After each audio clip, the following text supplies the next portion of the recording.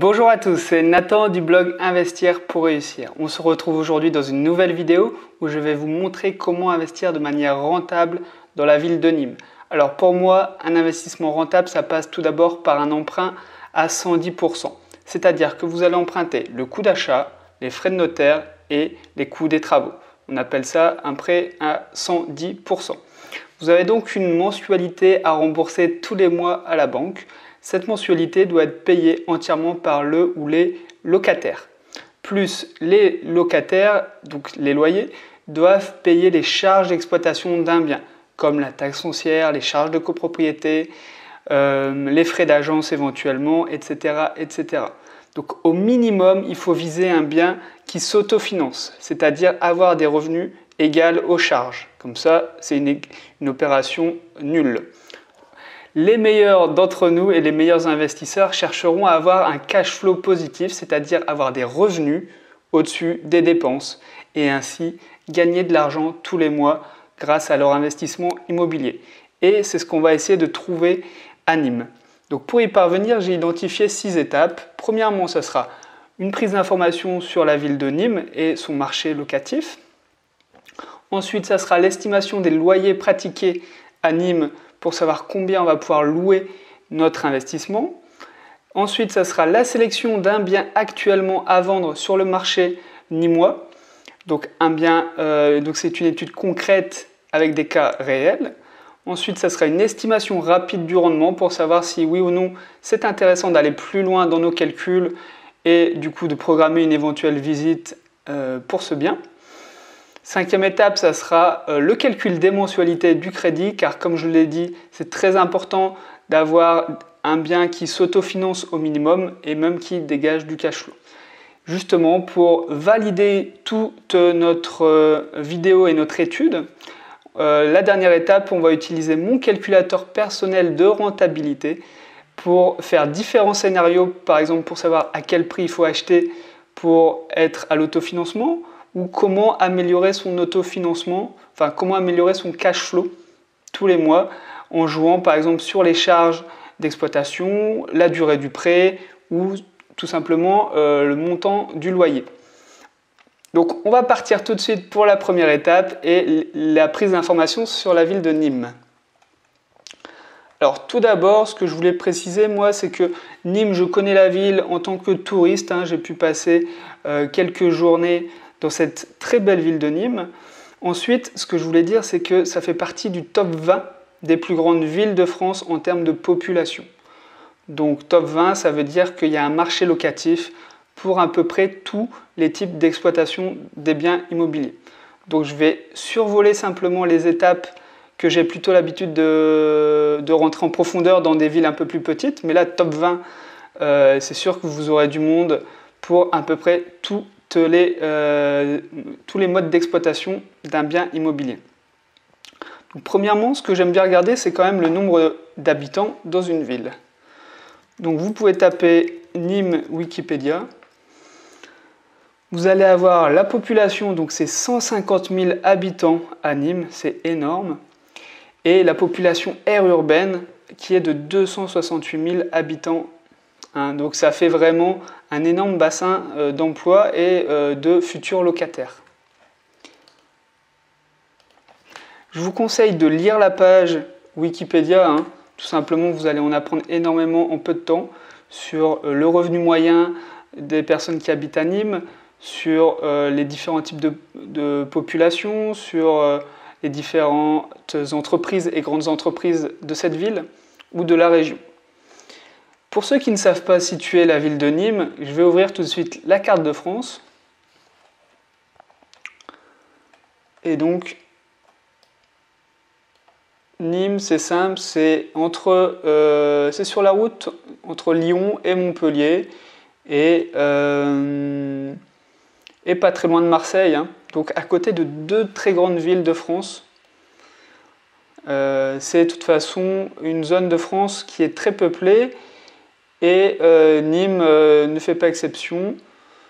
Donc voilà.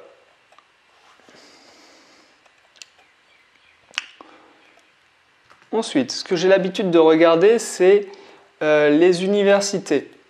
Est-ce qu'il y a des universités, des étudiants, surtout dans une ville? Pourquoi les étudiants? Parce que tout simplement, ce sont les parents qui payent le loyer. Donc vous avez un risque d'impayé pratiquement nul. Okay, et deuxièmement, ce sont des locataires qui ne vont pas poser de gros problèmes aux propriétaires. Ils sont là pour 1, 2, 3, 4, 5 ans maximum et ils vont vous laisser tranquille dans 99% des cas. Donc c'est aussi à prendre en compte la tranquillité du propriétaire.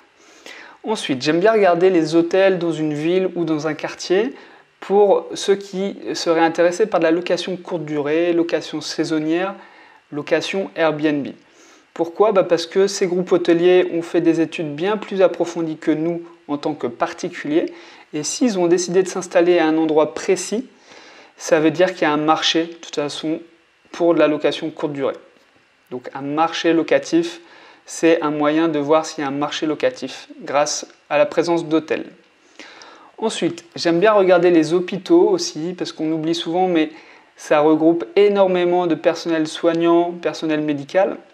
Dans les plus grands hôpitaux de France, on arrive vite à 5000 personnes qui travaillent. Donc ça peut être aussi un bassin de personnes à cibler pour vos investissements. On pourrait choisir une zone autour de l'hôpital, peut-être dans un quartier un petit peu moins huppé ou un petit peu moins à la mode, ce qui vous permettrait d'acheter moins cher au prix du mètre carré tout en ayant un bassin de futurs locataires très intéressant avec les personnels soignants. Il y a aussi les grandes entreprises, c'est un peu le même principe. S'il y a une entreprise qui embauche 5, 15, 20% par exemple de la population d'une ville, pourquoi pas cibler cette entreprise en particulier pour nos investissements. Ensuite, les transports en commun. Et effectivement, dans des grandes villes comme Nîmes, les transports en commun sont très importants, surtout si vous cherchez comme locataire des vacanciers ou des étudiants et des jeunes diplômés.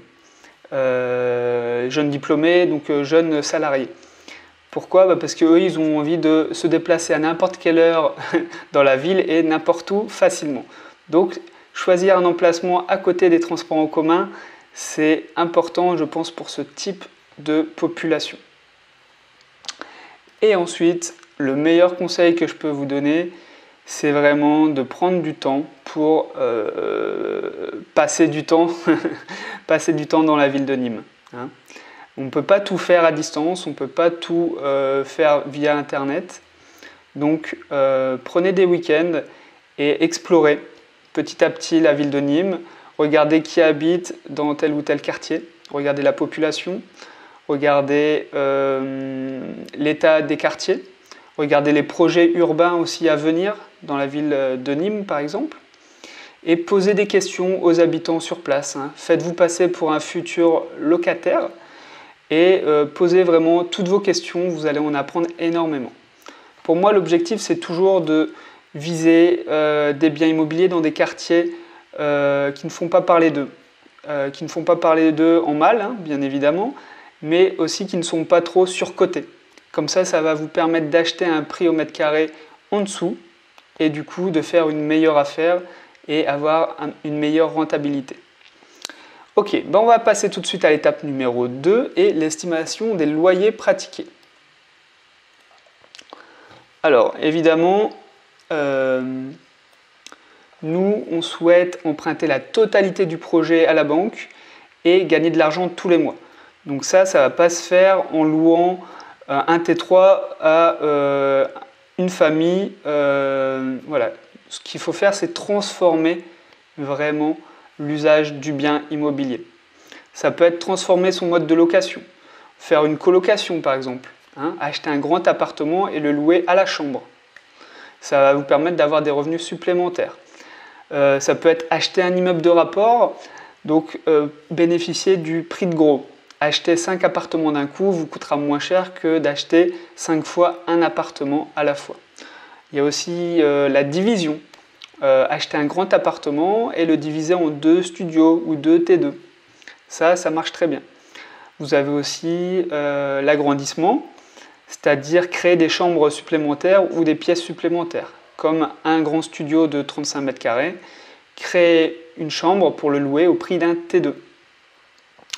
Et vous avez aussi la location saisonnière et on va s'orienter là-dessus pour cette vidéo. Donc la location courte durée, on va louer à la nuit et du coup on va louer plus cher. Donc nous, on va partir sur la location courte durée et pour ça, on va regarder les prix pratiqués à Nîmes sur le site que tout le monde connaît, Airbnb.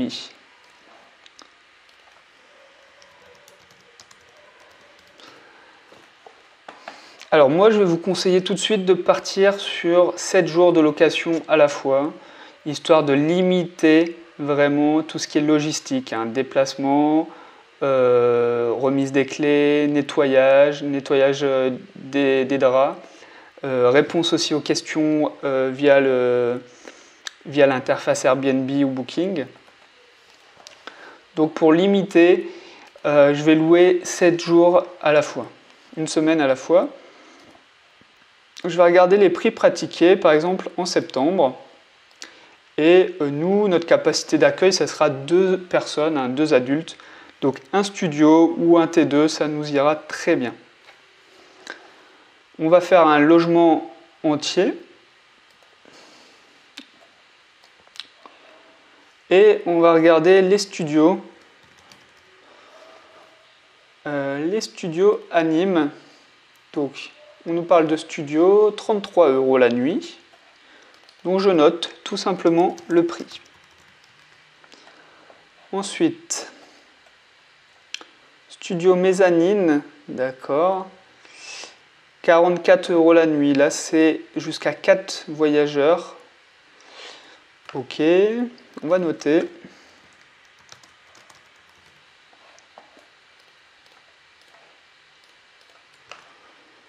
Ensuite, on a un 84 € la nuit. Effectivement, c'est un super... Enfin, c'est très cher en tout cas. Je ne sais pas la qualité, mais c'est très cher. Ensuite, on en a un à 37 € la nuit.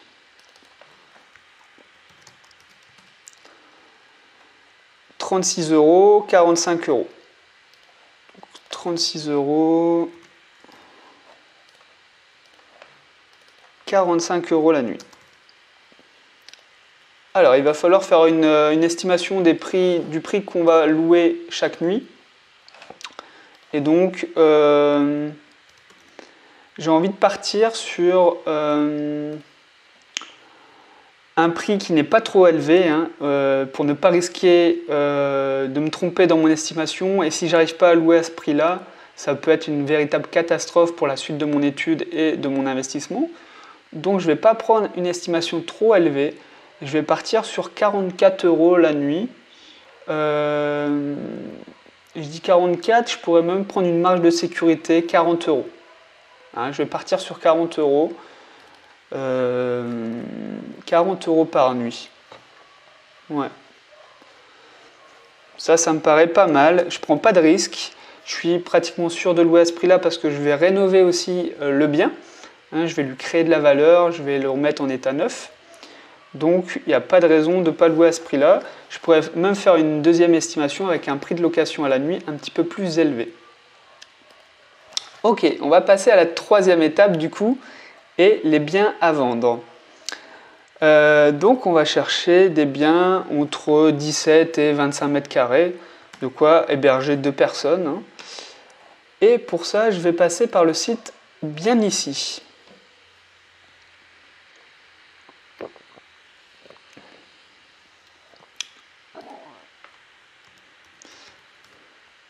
Vous allez voir pourquoi j'adore ce site. Et bien tout simplement parce qu'on arrive à visualiser l'emplacement des biens à vendre. Donc c'est précis au quartier près, à la rue près, hein, mais on voit l'emplacement des biens à vendre. Et ça c'est super. En plus, si on a des transports en commun, il suffit de les rajouter ici et les transports en commun s'affichent. Donc ici, on n'a pas de tramway, je pense, du coup à Nîmes, hein, sinon il l'aurait vu. C'est assez facile à vérifier, hein. On peut taper tout simplement tramway Nîmes pour voir s'il trouve quelque chose. Non, ça s'est arrêté en 1951. Ouais. Il y a des, il y a des événements comme ça un petit peu surprenants. On a arrêté des transports en commun à Nîmes en 1951. Donc c'est pour ça que sur ma carte, là, les voies de tram n'apparaissent pas, mais dans d'autres villes, vous pouvez vraiment voir directement les lignes de métro et de tramway. Alors, on va trier par surface de 17 à 25 mètres carrés. Alors, ce qui est important aussi, c'est d'acheter le plus bas possible. Une bonne affaire dans l'immobilier se fait toujours à l'achat. Donc, vraiment acheter le plus bas possible. Et pour ça, on va trier automatiquement par les résultats les plus bas. Ainsi, ça permet de faire aussi le tri entre toutes les annonces et vous allez pouvoir prioriser les biens les moins chers tout de suite. Voilà, comme il y a 17 biens, on peut aussi les explorer sur la carte directement. Alors,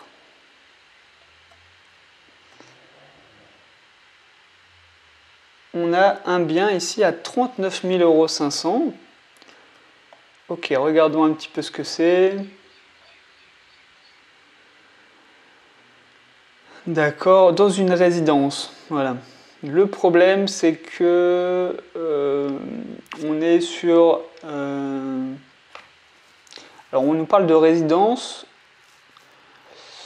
Il faut savoir que les studios sont souvent loués. Par exemple, Next City peuvent vous les vendre ou Apart Hotel peuvent vous les vendre, mais vous allez les louer ensuite à la société qui va les gérer au quotidien. Nous, c'est pas ce qu'on veut parce que c'est passé par un intermédiaire qui va prendre sa marge et qui va gérer par lui-même votre bien. Et c'est pas ce qu'on veut si on veut avoir du gros cash flow. Donc là, je ne sais pas si c'est ce type de bien. On nous parle de salle de sport aussi. Mais ça n'a pas l'air d'être... on parle souvent de résidence LMNP aussi, ou résidence étudiante. Je sais pas, on n'a pas trop de photos. On n'a pas trop de photos, donc j'ai envie de regarder s'il n'y a pas d'autres biens.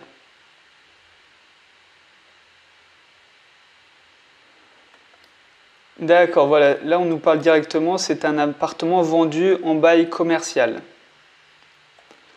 sur une période de 11 ans. Donc ça ne nous intéresse pas non plus.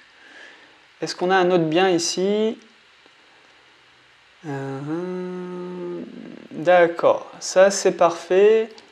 C'est en tout cas pas dans une résidence louée à une entreprise. Donc on va noter 66 000 €, 23 mètres carrés.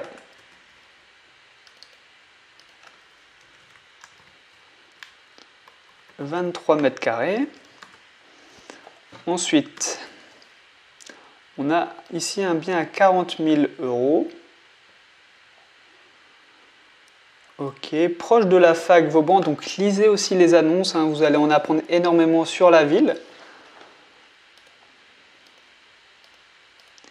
Bon, clairement, les photos sont toutes pourries, mais c'est pas grave, nous on va faire de toute façon des travaux. Hein.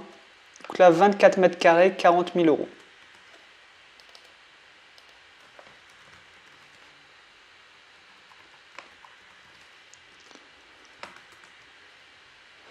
Ok, et puis on n'est pas si loin que ça du centre. Hein. On a les jardins qui sont un magnifique espace vert. Et après, on n'est pas si loin que ça du centre.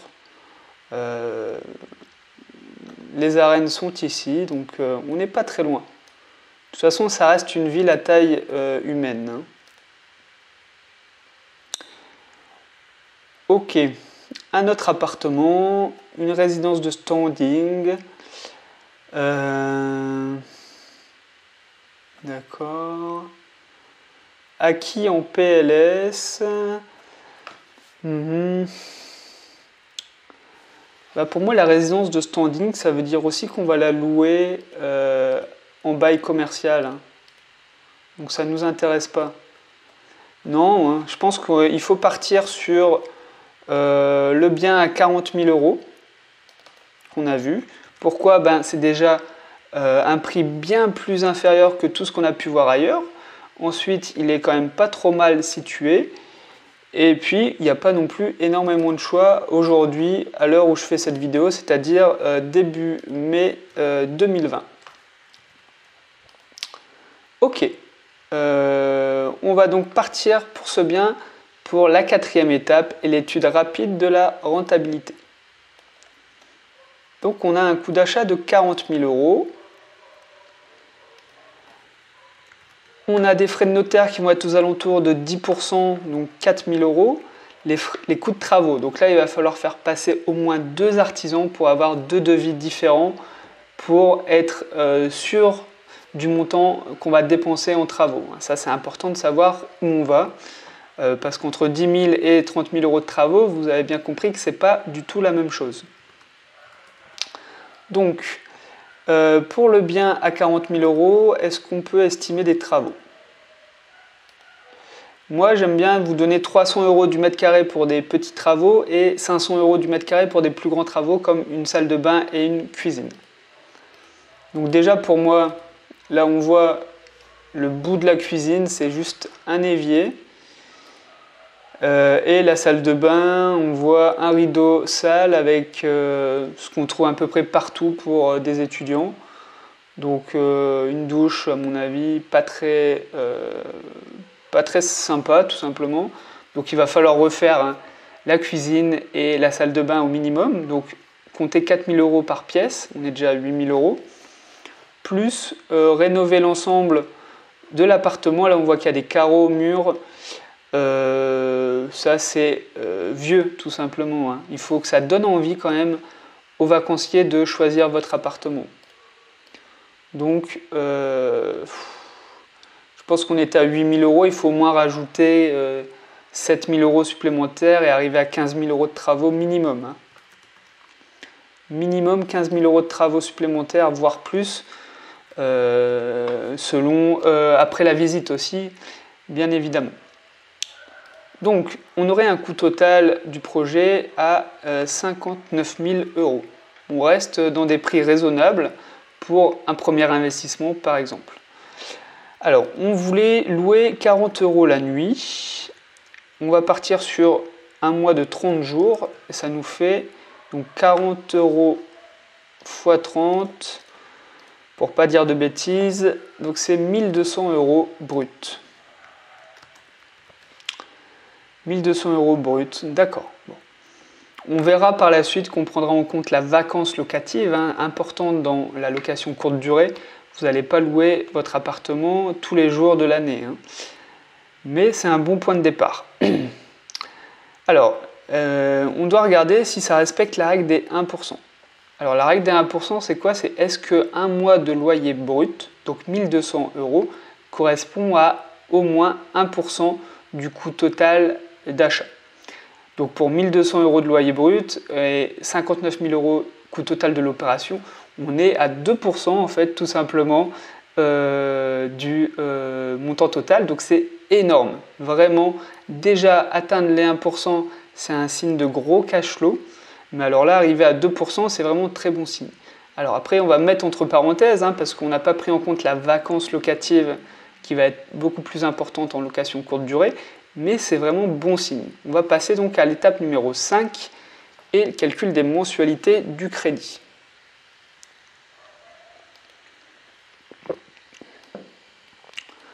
On reprend le coût total du projet, donc on est sur 59 000 €, un loyer brut estimé à 1 200 €, et on va faire une première estimation des revenus nets en enlevant 30% automatiquement sur les revenus bruts. Pourquoi 30%? Parce que c'est ce que la banque va appliquer pour calculer vos revenus quand vous allez la voir pour obtenir un financement. Donc nous aussi, on va utiliser pour le moment le même barème que la banque. Ça nous permettra le jour de la visite à la banque de parler le même langage qu'eux, en fait, tout simplement, de leur donner déjà des chiffres qui vont leur parler. Ça va faire tout de suite plus professionnel. Donc si on enlève 30%, on enlève 360 € et ça nous fait donc du 840 €, il me semble, estimé net. Donc on va regarder maintenant combien va nous coûter tous les mois notre prêt immobilier de 59 000 €. Pour ça, vous avez des super calculatrices comme celle de Meilleur Taux, par exemple, il y en a d'autres. Donc 59 000 €. Prenez la durée du prêt la plus longue possible pour un investissement locatif. Pourquoi ? Ça permet d'avoir des mensualités plus petites et ainsi de se rapprocher de l'autofinancement et même augmenter votre cash flow si vous êtes déjà en cash flow positif. Donc sur 20 ans, on a des mensualités de 298 €. Avant, on va quand même vérifier le taux. Le taux d'intérêt, espérez pas non plus le meilleur taux d'intérêt, parce qu'on va emprunter la totalité du projet à la banque, c'est donc plus risqué pour elle. Et si vous obtenez un taux d'1,8, ça sera déjà très bien.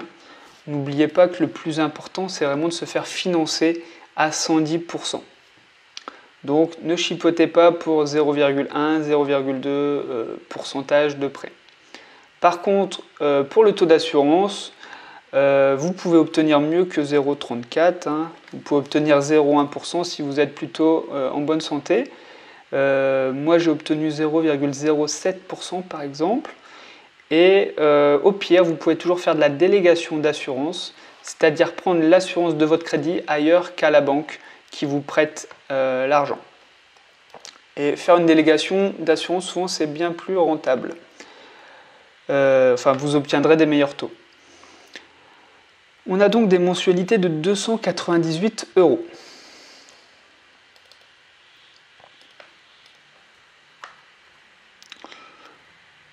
Bon là, c'est simple. Est-ce que les loyers estimés nets sont supérieurs aux mensualités ?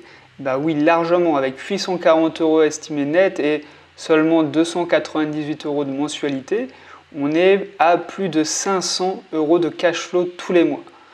Là, c'est vraiment le type d'opération qu'un investisseur rentable va rechercher. Cependant, je vais mettre des guillemets parce qu'on a oublié quelques charges supplémentaires, on a juste fait moins 30%. On va passer tout de suite à l'étape numéro 6. On va voir qu'on va prendre des charges bien plus précises. Je pense surtout aux frais de gestion et à la vacance locative.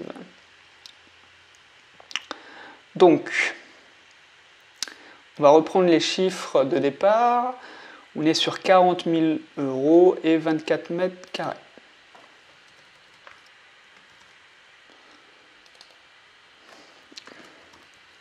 Des travaux de 15 000 € à faire vérifier vraiment par des artisans. C'est peut-être plus, peut-être que mon estimation est légère. Si on veut repeindre, rajouter des prises, rajouter des lustres par exemple. Voilà. Il y a des frais qu'on n'avait pas pris en compte, ce sera les frais bancaires par exemple. Les frais de dossier bancaire, essayez de les négocier à 0 €, mais si vous n'y parvenez pas, j'ai au moins provisionné 500 € de dépenses. Et il y a bien évidemment le coût du mobilier. Oui, parce que de la location courte durée, on va forcément louer meublé. Il y aura plusieurs avantages. Premièrement, fiscalement, un avantage que je vais revenir dessus juste après. Et deuxièmement, c'est de la location courte durée, donc c'est une offre clé en main.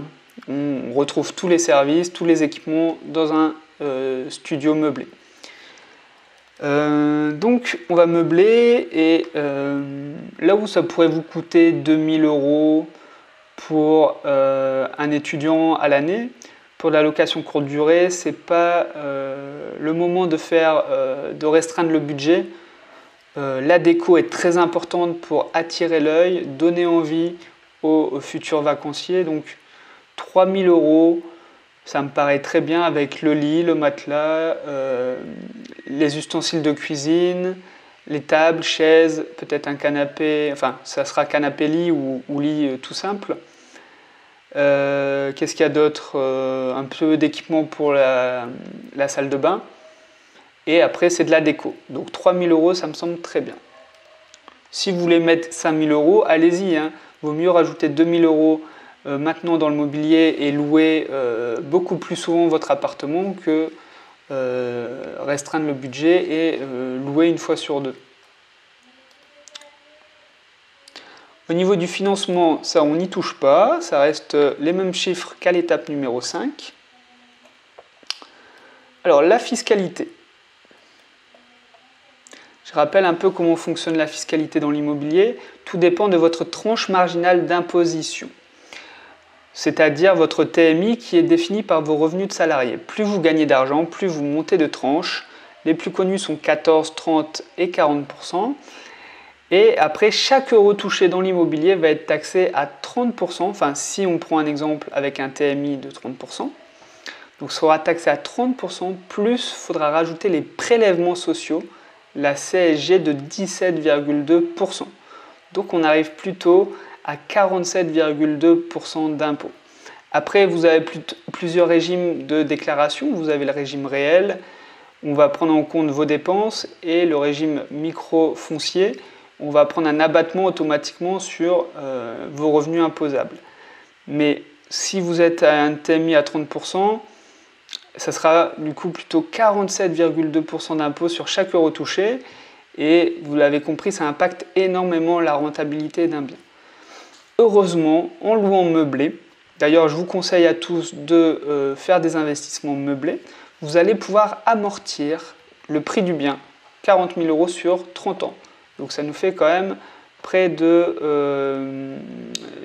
1 000 €, un peu plus de 1 000 € par an. On va aussi pouvoir amortir la valeur des travaux. Donc ça c'est pareil en location nue. Et ce qui est possible en location meublée, c'est d'amortir les frais de notaire, la valeur du mobilier et les frais de dossier. Donc concrètement, vous allez vous créer une montagne de déficit et année après année, vous allez manger ce déficit. Et pendant toutes ces années, vous allez payer 0 € d'impôt. Donc vous êtes tranquille pour 5 ans, 5-6 ans, vu le type d'opération qu'on a là. 5-6 ans où vous ne paierez pas d'impôt. Après, bien sûr, vous paierez des impôts, c'est normal quand on gagne de l'argent. Mais j'espère aussi que vous avez pu prendre conscience de l'importance de faire des travaux. On va donc rénover un bien, lui créer de la valeur, pouvoir le louer plus cher. Et cet argent-là dépensé, eh ben, il va permettre de ne pas payer d'impôts. Donc au lieu de payer des impôts, des euros en impôts, payez des euros en travaux et vous aurez un bien en état neuf. Voilà. Je ne vais pas m'attarder plus longtemps sur la fiscalité, après ça dépend de chacun. Mais vraiment la location meublée est souvent la plus intéressante pour l'investisseur immobilier. Alors, partie recette locative, on est sur 1 200 € de loyer. Ok, par contre, il faut prendre en compte la vacance locative. Hein. Et pour la location courte durée, moi je vais partir sur un taux de remplissage de 22-23 jours sur 30 jours. D'accord? Certains vont prendre un meilleur taux de remplissage, d'autres un peu moins, donc un peu plus de sécurité. Mais bon, moi ça me semble plutôt cohérent. Et ça correspond du coup à 23% en fait, de vacances locatives chaque année. Et directement, ça enlève 23% en fait, de mes revenus bruts directement dans mon tableau Excel. Ensuite, on a des charges déductibles, donc les frais d'agence, et on appellera plutôt des frais de conciergerie pour de la location courte durée. Très important si on veut avoir du temps pour faire d'autres investissements ou tout simplement avoir du temps pour profiter de la vie, partir en vacances, partir en week-end, parce que sinon ça sera H24 à gérer votre bien, à être à la disposition de vos vacanciers. Donc en général c'est 15% des loyers. Et il n'y a pas de frais d'entrée-sortie. Donc n'hésitez pas aussi à vérifier ces chiffres auprès des conciergeries de Nîmes. Hein, vérifiez aussi ces chiffres. Ouais. Je vais rajouter aussi les taxes de la plateforme sur laquelle vous allez louer. Donc je sais qu'Airbnb c'est 3%, donc je vais les rajouter aussi dans les frais de gestion.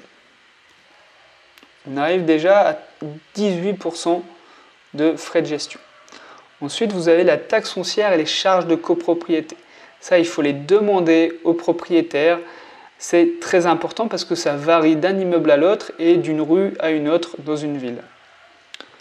Est-ce qu'on avait cette information dans l'annonce? Non. On a juste une copropriété de 3 lots, donc ça veut dire que c'est un immeuble où il y a 3 propriétaires, donc c'est souvent 3 appartements. On pourrait le dire comme ça. Et donc, souvent, dans des petits immeubles, les charges sont plus faibles que dans des gros immeubles avec des espaces verts, avec des ascenseurs, etc. Donc, il va falloir faire une estimation. On va estimer, par exemple, à 100 € par mois. Après, il faut savoir aussi ce que comprennent les charges. Certaines charges de copropriété comprennent l'électricité, l'eau, le chauffage, et d'autres uniquement l'eau. Donc, à vous de vous renseigner. Au niveau de la taxe foncière, là, il va aussi falloir faire une estimation. Et donc, on peut partir sur du 450 € peut-être.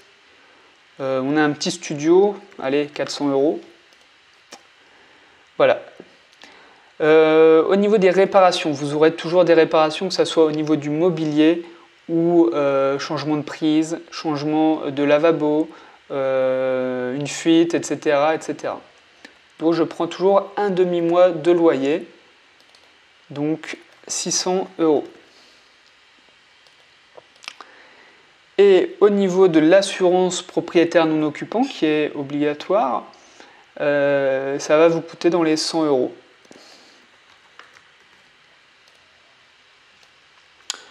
Ok, donc on a des premiers chiffres et des premiers rendements qui apparaissent. Mais le plus important, c'est vraiment le cash flow. Savoir si vous avez de l'argent qui rentre dans votre poche ou au contraire si vous avez de l'argent qui sort de votre poche. Ça, c'est un calcul qui se fait tous les mois. Donc le cash flow, il est de 264 € par mois, soit plus de 3000 € par an. Donc c'est moins bien que les chiffres dans l'étape 5, mais là on a pris en compte beaucoup plus de charges liées à notre mode d'exploitation qui, justement, est exposé à plus de charges. Mais là, 264 €, c'est quand même super bien. Je le rappelle qu'on a mis 0 € d'apport. On a un bien de 40 000 € qui va entrer dans notre patrimoine dans 20 ans. On a aussi un revenu supplémentaire tous les mois de 264 € tout simplement. Ce qui veut dire que vous n'allez pas avoir de problème pour vous faire prêter cette somme à la banque et que vous allez pouvoir réinvestir et acheter d'autres appartements. Et imaginez 4 appartements à 250 € de cash flow, ça vous fait plus 1000 €. Et là, c'est une sacrée augmentation et vraiment une vie différente qui s'offre à vous. Donc je vais enregistrer ce scénario et je vais vous montrer comment on peut faire pour l'améliorer.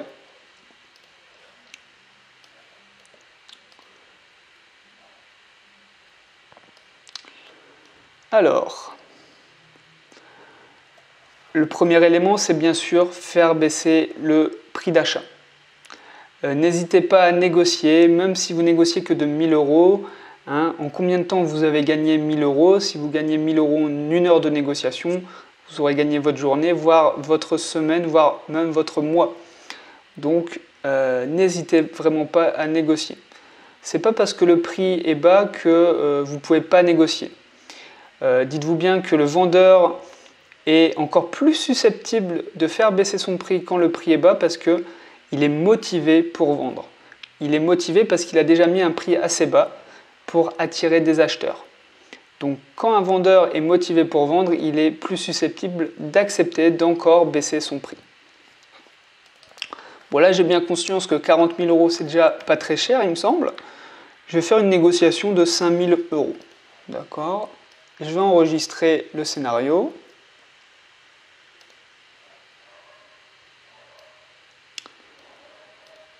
Je vais... ok, après, ça peut être faire une partie du montant des travaux par vous-même. Ainsi, vous empruntez moins et vous avez du coup des plus petites mensualités.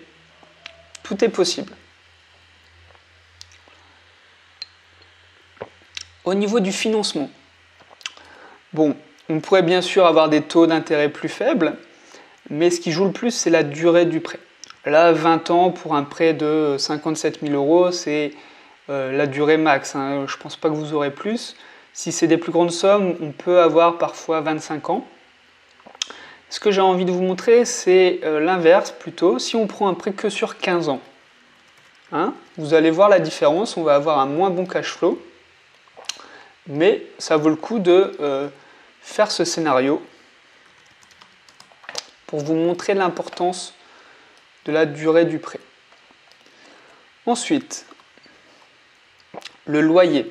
Donc on était parti sur 40 euros la nuit.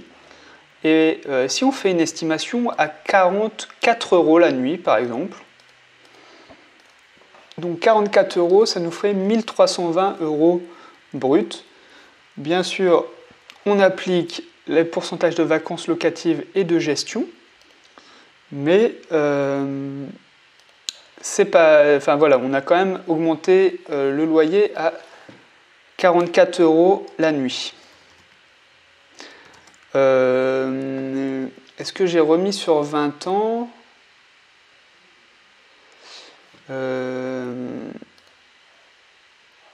ne sais pas si j'ai remis la durée du prêt sur 20 ans. Ah ok, je vais remettre la durée du prêt sur 20 ans parce que clairement vous aurez un meilleur cash flow sur 20 ans. Donc on aura un autre scénario aussi, 20 ans, ok. Ensuite, ça serait, pour augmenter son cash flow, ça serait vraiment de faire baisser les charges de notre bien. Donc, ça serait les charges de copropriété, par exemple, si vous avez le choix entre deux appartements avec des charges différentes, à voir ce qu'il y a dans les charges, mais prendre les charges les moins élevées.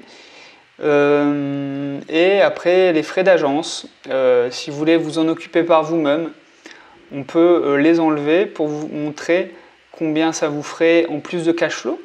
Bien sûr, à mettre entre parenthèses, hein, parce que même si vous avez envie de gérer aujourd'hui, peut-être que dans 3-4 ans, vous vous rendrez compte que ça vous prend tous vos week-ends et que vous aurez envie de déléguer.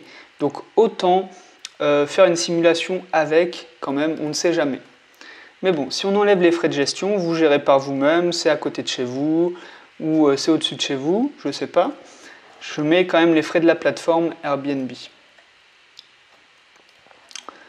Donc, j'enregistre ce scénario, 44 euros la nuit et sans agence. Voilà. Et on va comparer tous ces scénarios en cliquant sur le bouton. Magique. On est donc, j'essaye de bien zoomer pour vous, sur différents cash flows. Alors, premier scénario, on l'a vu ensemble, c'est le scénario de base. Ensuite, c'est le cas où on négocie 5 000 euros sur le prix d'achat. Donc on passe quand même de 264 euros à 291 euros de cash flow tous les mois. Ensuite, c'est le cas où on négocie 5 000 euros, on est à 35 000 euros, et on prend un prêt sur 15 ans. Donc là, on baisse de cash flow, on arrive à 212 euros. Alors après, à vous de savoir si c'est mieux d'avoir 212 euros de cash flow pendant 15 ans ou avoir 291 euros de cash flow tous les mois pendant 20 ans. Honnêtement, moi je préfère la durée sur 20 ans. On a une sécurité supplémentaire tous les mois et l'objectif c'est vraiment de gagner de l'argent tous les mois. Je ne l'ai pas dit, mais ceux qui pensent aussi que sur 15 ans, vous allez payer moins d'intérêts, donc votre crédit va vous coûter moins cher. Oui, ça c'est vrai, sur 15 ans, votre crédit va vous coûter moins cher. Mais ce qu'il faut bien prendre en compte, c'est que ce n'est pas vous qui remboursez le crédit, mais bien les locataires. Donc utiliser l'argent des autres, c'est le meilleur moyen pour s'enrichir. C'est une des règles, c'est ce qu'on fait d'ailleurs en empruntant la totalité à la banque et en utilisant l'argent des locataires pour rembourser. Donc pour moi, ça serait plutôt sur 20 ans. Après, chacun ses préférences aussi et chacun a des situations différentes aussi. Ensuite, on reprend sur on est toujours sur 15 ans, on augmente la durée dans le prix des nuits à 44 € et on passe de 212 € à 288 €. Okay.